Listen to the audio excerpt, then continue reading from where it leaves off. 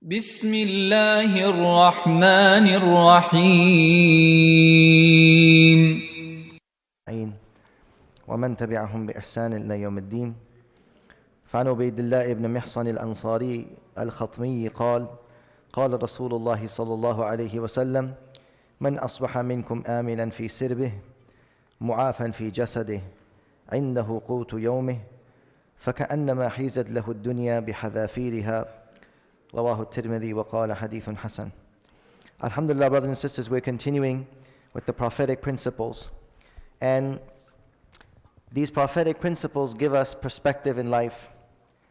And if a person does not have a correct perspective, they don't have a correct view, a correct objective, correct goals, then they will constantly be in a state of suffering, and it will also lead them to bring suffering upon others as well. And we see this in the world, that those people who are driven by greed, those people that are driven by lust, those people that are driven by, actually these are perspectives that they have.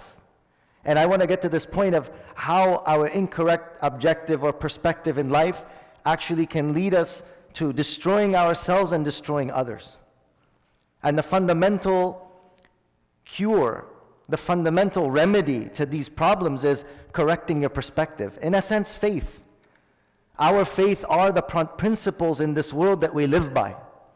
And if those principles and foundations about the way that we look at things and the way that we perceive things, if that in essence is incorrect, this is where all the other issues, all the other problems, crime and destruction and wars and greed and all of these things that we see in society that is keeping the world in constant chaos. What is it? It is incorrect perspectives, lack of faith, not having correct principles, the way we view things. And I wanted to mention something in regards to this. Yesterday we said that what is this world in reality? This world is like the ocean. And our faith is like the ship on top of that ocean. It's the boat. It's the ship that's flowing on top of the ocean. And the akhirah, the hereafter, that is our destination. So how much of the water do you need? In order for your ship to get to its destination, you need the water to fulfill its function. The function of that water is to stay on the bottom of the ship. If that water goes inside of the ship will drown. And if you, the captain, is going to jump inside the water, you're also going to drown. You're not going to get to your destination. The example of that ocean and that water is this dunya, is the life of this world. And that ship is you, in essence, your faith. You are the captain of that ship and you are going to the destination. And your destination is where? Your destination is the akhirah. So when we look at that water, the function of that water, what is it? It's just to stay on the bottom of that ship, to float you to where you need to go. And this is the example in our perspective, what this dunya in reality is. What this life in reality is. This is a principle, this is the perception that we have to have. Whereas, what is our perception? That ocean, that water, that we're not supposed to be in there, we're in there. Everybody is in there. And maybe some of us are holding on to the ship like this, and the water is dragging us. The ship is dragging us through the water. You're going to drown eventually. And perhaps you might never get to your destination. This is why, regarding the world that we live in, we have to have a correct perspective. That world is the ocean. And our destination is ahead. And our ship is our faith. Board that ship, the ship of the Quran and Sunnah. Stay on that and try to avoid falling in the water, drowning in the water, or allowing the water in some way or the other to enter inside of the ship, because that will also cause you to drown. Now when we've understood that much, this is our relationship with this dunya, that it is something that is a benefit. It is something that it is what keeps us afloat. It is something that pushes us to our destination, but it is not where we want to be. It is not our destination. It is not where we want to reside. If you reside there, you drown there. Nobody's lived in the water. Only people died in the water. And only people drowned in the water. And only people got hypothermia in that water. There's no place you want to stay on the ship and get to your destination. With that being said, if that is what this dunya in essence is, what the life of this world in essence is, and our actual destination is our true life, then we need from this world only a certain amount. What is that amount? And this is where the next principle comes. This is a principle of life. How much of this world do we really need? I remember there was a show. You guys remember this show? Ashad remembers it. The young guys don't remember these shows. You have enough like TikTok and Instagram to destroy this show. Right? Lifestyles of the Rich and Famous. You remember? Where you sit there and just get depressed watching that? Wow, his swimming pool's bigger than my house. And you just sit there and get depressed, right? People would watch that, Lifestyles of the Rich and Famous, right? And then you just like, they go through this house and you see like his swimming pool literally is like bigger than your house, and his jacuzzi is bigger than your apartment, and like, his dog eats better than you, and you're just like, wow, and like next minute, like an hour later, you're like, dude, why am I so depressed sitting here? How much do you really need of this world? Are those people really happy? Are those people really using all of what they have? How much of that house do they really live in? How much of that house do they really utilize? And when they leave this world, right, they become, eventually old, and how much of it does it really benefits them? And are they, in reality, are these people truly happy people? And you will see in many studies it shows that the more a person increases in their wealth and in their affluence and in their worldly possessions, the more ungrateful they become. This is a study that has been done, and it's mind-boggling. The more worldly possessions you have, the more you become unhappy. The more money you get, the more you become depressed. And this is a completely opposite, right? What would be expected, that if I have more worldly possession, I have a bigger bank balance, I have a bigger house, I have more cars, I have more wealth and affluence, then I'm literally going to be a more happier person, and I'm going to be a more joyful person. Whereas actually these people become more stingy. Generally, maybe not everybody. These people become more depressed, more stingy, more ungrateful, and more unsatisfied with life. Because when they reach what their perception is, as this is the epitome of success. This is their perspective. I was talking about in the beginning, perception, right? What is the perception? So in their perception was like, dude, I made it. I made it. Hey mom, yeah, your son made it. Awala. Awala khani $1 million ena da zira da distamaumat. I made it, mom. I made it, dad. Right? This is the perception. That if you have attained this, you've made it. You've become successful. And then what happens is, when you have made it and you get there, and then you see within your heart, like, wait a minute, this is all this is about? That's it? I made it, but I don't feel like I made it. I made it, but I'm not happy. I made it, but I'm still unsatisfied. And that is the great, ذَلِكَ هُوَ الْخُسْرَانُ الْمُبِينُ. Allah subhanahu wa ta'ala mentioned something, it like gives you goosebumps when you think about it. خَسِرَ الدُّنْيَا وَالْآخِرَةِ ذَلِكَ هُوَ الْخُسْرَانُ الْمُبِينُ. The person is a loser in this life and in the hereafter. Why is he a loser in this life? Because in his mind, that was the epitome of success. And he got there. That was basically Jannah in his perception, in his mind. So when he gets to his paradise, he realizes this paradise is so not what it's made up of to be. This was all the hype. This was what the hype was all about. Is this what it was all about? I don't feel happy. I don't feel satisfied. And that is the worst moment. That everything that you wished for and everything that you aspired for actually is nothing what it was made out to be. And the grief that you feel there, and that is where a lot of these people, they just hit rock bottom.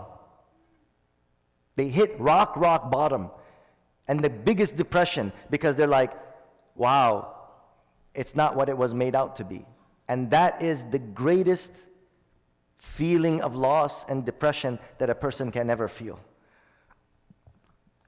That is why many of these people who, some of them who reach at that stage, they just want to keep on giving their money away. Some of them. You find maybe, out of 100%, maybe 2-3% of the people, they'll say, because there's the only thing that gives them then satisfaction is giving it away. Seeing the happiness of others, which is now a spiritual thing. It's not a material thing. And then it catches on. They want to give. They want to see people's happiness. This gives them joy. There's an internal, unseen thing about it. And I'm just talking about purely from a worldly perspective. I'm not even talking about from a religious perspective. Because some of them don't believe in God. Some of them don't even believe in religion. So what do they do to fill that gap and that emptiness? They want to see people happy. So you see a lot of them, they'll donate to charity. They want to, help out kids. They want to donate to charity. They want to give their money away to see the happiness of others, and that gives them purpose in life. From this we understand is, the reality of this life is purpose. And as Muslims, Allah has given us that. We are blessed. We don't need to reinvent the wheel and go find purpose. We do have purpose. What is our purpose? وَمَا خَلَقْتُ الْجِنَّ وَالْإِنسَ إِلَّا لِيَعْبُدُونَ. To worship Allah Azza wa Jal. And in the worship of Allah Azza wa Jal is also charity. It's also helping others. It's also feeding the poor. Just look at Ramadan. All of Ramadan is charity, compassion, mercy, feeding others. The feeling that you have at the time of iftar, no billionaire who disbelieves in God has that feeling. Your hungry stomach, your rozadar stomach, your hungry stomach, that time when you break your fast with that hungry stomach, with that one date, right? Not with the whole fridge that's filled with, with groceries for 10 months. I'm talking about with that one date that you break your fast, that happiness, that satisfaction, that joy, that spiritual bliss that you experience. Have you experienced it? Raise your hand. Everyone has experienced it. Have you or you haven't? That is unbelievable. No money can buy that. That is the reality of this world. That is the greatest satisfaction. That is the greatest joy, that no billionaire who disbelieves in God can experience that. Unless he jumps in, skydives from a plane. Then for that one moment he's excited and then he just goes away again. His adrenaline rush comes, and then again, it's not spiritual, it's physical, so it dies out. And then he's depressed again. It's physical, there's no spiritual in it. Right? They want the sudden kicks, they want these sudden shocks to the body to make them experience what the fasting person experiences every day at his iftari. I can easily say, do we have a unanimous agreement with this? What is that feeling at iftari? Is that the most amazing feeling that you ever felt in your life? You could be feeling the whole day. You could be feeling like garbage the whole day, so hungry and thirsty and tired. That moment where you say, Allahumma inni laka sumtu wa ala rizqika aftartu. Bismillah, and you break your fast, and you take that sip of water, that is the greatest emotion, the greatest feeling, the greatest bliss on the face of this planet. And nobody experiences it but the people of faith. Alhamdulillah ala ni'mat al-Islam. This is just one of the blessings of your deen. So how much of this dunya do we really need? If we don't need all of it, and if we don't need, everything, and if we don't need the millions and the billions, then what do we need? And this prophetic principle is a principle to live by.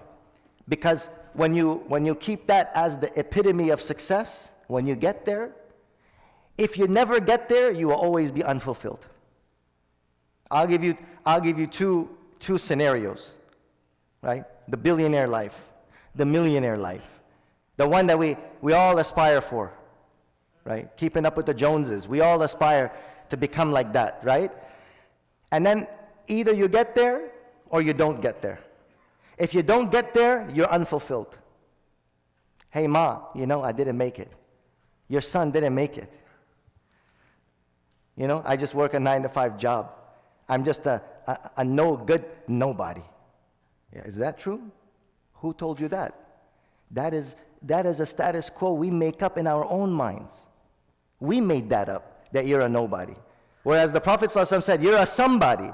You're the richest person in the world. You made that up. Shaitan put that in your mind. الشيطان يعدكم الفقر ويأمركم بالفحشاء. Shaitan puts fear in your heart that you will be a poor man. Poverty in our cultures, poverty is a curse. And poor people are cursed. And poverty is a curse. And money is a blessing. You see? Money. If God didn't love me, He wouldn't have given this to me. The people, the kuffar in the Quran have said, oh Muhammad, if God didn't love us, why did He give us all this money? That means He loves us. This mentality is the wrong mentality. And if it was the right mentality, then all the prophets would have been rich, millionaires and billionaires. But most of the prophets were people of poverty. And what was the dua of the Prophet ﷺ? Allahumma ahyini miskinan wa amitni miskinan wa ahshurni yawm al-qiyamati fi zumratil masakin. Oh Allah, keep me amongst the poor, and let me die amongst the poor, and resurrect me on the day of judgment amongst the poor. Our perspectives are just messed up. That doesn't mean go and live in poverty. It doesn't mean a person shouldn't try to strive for worldly success as well. Do what you want to do. Go to the direction of your calling. Whatever is your calling. But understand that that is not the purpose. Because this much, if you have, then you have everything. Not that specific number, the millions and the billions, and that house, and that car, and that Beamer, and that Mercedes. These are things that have been injected into our minds from a very young age. That a lot of youngsters and a lot of people and a lot of mothers and fathers, they are disappointed, they are displeased. A lot of wives are unhappy. And a lot of husbands feel that they are not fulfilling their duty. Why? Is because we have false hopes and aspirations. We have a false perspective of reality. Whereas, I'm going to read this hadith, and then you'll see, you yourself reflect upon it. What does it tell you? What does this advice of the Prophet tell you? This is not my advice. This is the advice of the Prophet. So, Ubaydullah ibn Mihsan al-Khatmi radiyallahu anhu narrates that the Messenger of Allah sallallahu alaihi wasallam said, "Man asbaha minkum aminan fi sirbih." Any one of you who rises in the morning, aminan fi sirbihi, he is safe and secure in his surroundings.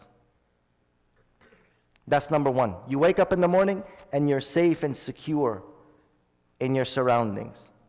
There's no war. There's no fear that somebody's going to come and kick my door down and drag me out of my house, like many of our brothers and sisters in Palestine. They don't know. Some of these soldiers might come inside their house, break in the door, and confiscate their home. They don't know if a bulldozer is going to come and bulldoze their house and their crops and their land. They don't know.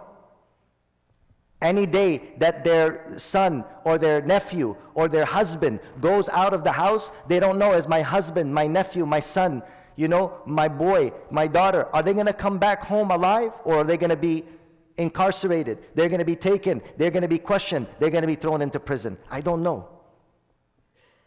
Are you going through that? Or are you safe and secure in your surroundings? Number one. Number two, mu'afan fi jasadih. Are you sound in your body? Or do you have a terminal illness? Or do you have a disability that you struggle with? Take heed from those of our brothers and sisters that with so much hardship and difficulty, they come to the masjid and they struggle. And they come to pray amongst us and to pray with us. Be grateful to Allah subhanahu wa ta'ala and understand that those amongst them who do not have a sound body and who do not have that ableness in their body, Allah has given them a reward that if you see the reward that will be given to them on the Day of Judgment, you will wish that, oh Allah, if only we would be cut with scissors to get the reward that you are giving them, but never will that reward be given to anyone except those who suffered with hardships and physical disabilities in the life of this world. There's a compilation of mine, Transcending Tribulation. 40 hadith on the rewards of sicknesses and hardships and disabilities. This is a book that I have compiled. Inshallah, it's going to be published soon. But this one hadith is mentioned there. That if we were to see, yani the able-bodied people, if they were to see the rewards that will be given to the sick people who lived with terminal illnesses, who lived with disabilities throughout their lives, who struggled with physical or any other types of, ailments, disabilities in their life, when they will be rewarded on the Day of Judgment by Allah, such reward they will be given that the people who had good bodies and health, they will say, "Oh Allah, if only we would have been cut up by scissors into pieces so that we can get the rewards that they can get." But they will never be given that reward. It will only be for them. It will only be for them. Glad tidings to them. And may Allah subhanahu wa ta'ala allow us to be grateful for whatever He has kept us in. Soundness in body. This is the second great bounty. And number 3, lahu qutu yawmihi. For him is his daily bread. That day you don't have to think about, my God, do I have something to eat? Do I have some food for my children? The worst feeling that a father or a mother can have is, I don't have anything to feed my son. I have nothing to go back to my children with. I worked all day and I didn't work anything that I could go home and take a piece of bread. I just gave my children some water and I put them to sleep. Do you go through that? Have you experienced that? If you haven't, if you're safe and sound in your surroundings, if you're healthy in your body, and you have your daily bread, then what did the Prophet ﷺ say to us here? Listen. فَكَأَنَّمَا حِيزَتْ لَهُ الدُّنْيَا بِحَذَافِيرِهَا. It is as if all of the dunya, all of the bounties of this world has come in its entirety to his feet. You have all the blessings of this world when you have these 3 things. So correct your perspective. This is all of this dunya that you actually really need. Because if you're not safe and sound in your surroundings, and if you're not able-bodied, and if you don't have your daily food, then what do you have? And if you have these 3 things, then what else do you need? All the other things that are quote-unquote needs and necessities. Maybe American lifestyle will require you to have some other here and there things to pay off the bills and so on and so forth. I'm not talking about that. That falls into qutu yawmihi. That falls in the category of your daily bread. Right? That all falls in the category of your daily bread. But here, I'm talking about the perspective. When this is your perspective, will you become dissatisfied with life? If this is your perspective, Alhamdulillah, Khudai nira barama dad. Rizq ruzi madaram. Arami as. Jism ba afiyat as. Alhamdulillah, I am happy. Marazi astam. Like the Karachiwans of Afghanistan. You know? The cart pushers, where they have a couple of carrots and potatoes and radishes they're selling on their carts, and they make 200 Afghanis daily, and then they ask them, "Are you happy?" "Oh, I'm happy. I go home with my daily bread. I'm happy. Razistam. I'm pleased with Allah's decree." That is the reality. Because if you have an incorrect, if you say, "No, this is not enough. No, I'm not happy with my life. Razi nestum. I'm not happy with my life." Then what happens? There was a person on death row. Many of our students, mashallah, they work as chaplains in the prison, so they tell us a lot of stories about some of these inmates who are in prison on death row, who are in prison, for very serious crimes. So one of them, they interviewed him. That's, "Why are you here?" Do you know what was his answer? His answer was this. He said, I wanted the finer things in life, and I don't want to work like a dog to get it. That's why I'm in death row. I want the finer things in life, and I don't want to work like a dog. I want to have what everybody has. I want to have the fine things, and I'm not going to work like a dog. If you got it, I'm going to take it from you.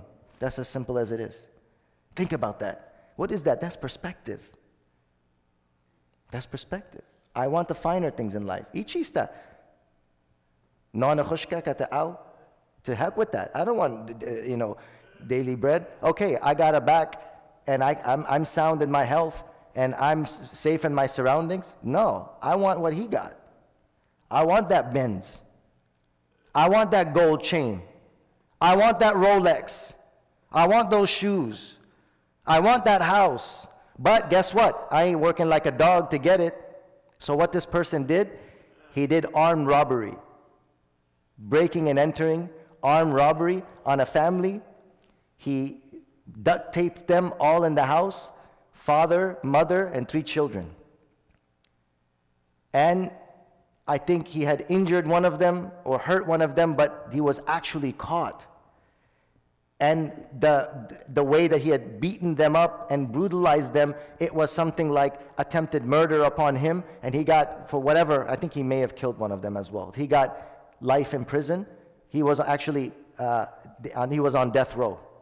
But the point is what he said, which is mind-boggling.